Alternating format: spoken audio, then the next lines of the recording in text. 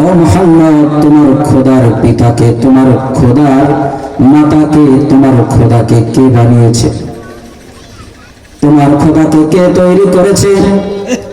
আল্লাহর পয়গম্বর মুহাম্মদুর রাসূলুল্লাহ সাল্লাল্লাহু আলাইহি ওয়াসাল্লামকে কাফিররা যখন বলতেন, কাফিররা বিভিন্ন সময় আল্লাহর পয়গম্বরকে অপমান করতেন, আল্লাহ রাসূল সাল্লাল্লাহু আলাইহি ওয়াসাল্লাম চোখের পানি ছেড়ে সেই আল্লাহর দরবারে কাঁদতেন।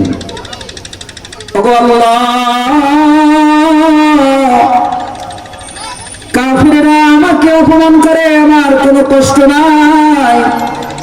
ওগো আল্লাহ, কাফিররা কিন্তু আপনাকে নিয়ে কথা বলে, আপনার পরিচয় জানতে চায়। কাফিররা কিন্তু আপনাকে নিয়ে কথা বলে।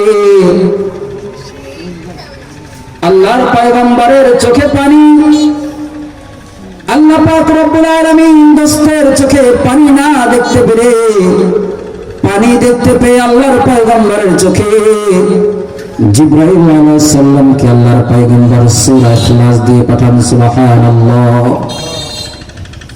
সূরা ইখলাস আল্লাহর পয়গম্বর মুহাম্মদুর রাসূলুল্লাহ সাল্লাল্লাহু আলাইহি ওয়াসাল্লামের কাছে এসে জিবরাইল আলাইহিস সালাম হাজির হয়ে বলে, ও আল্লাহর দোস্ত,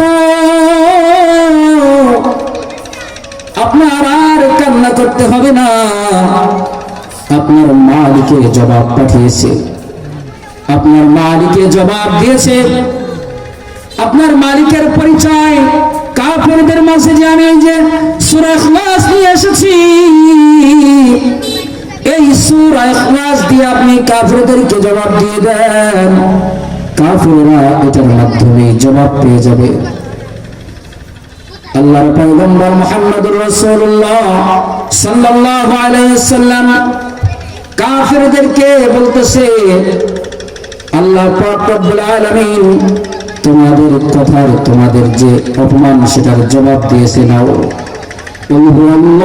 আল্লাহু আহাদ, আল্লাহুস সামাদ, লাম ইয়ালিদ ওয়া লাম ইউলাদ ওয়া লাম ইয়াকুল লাহু কুফুওয়ান আহাদ।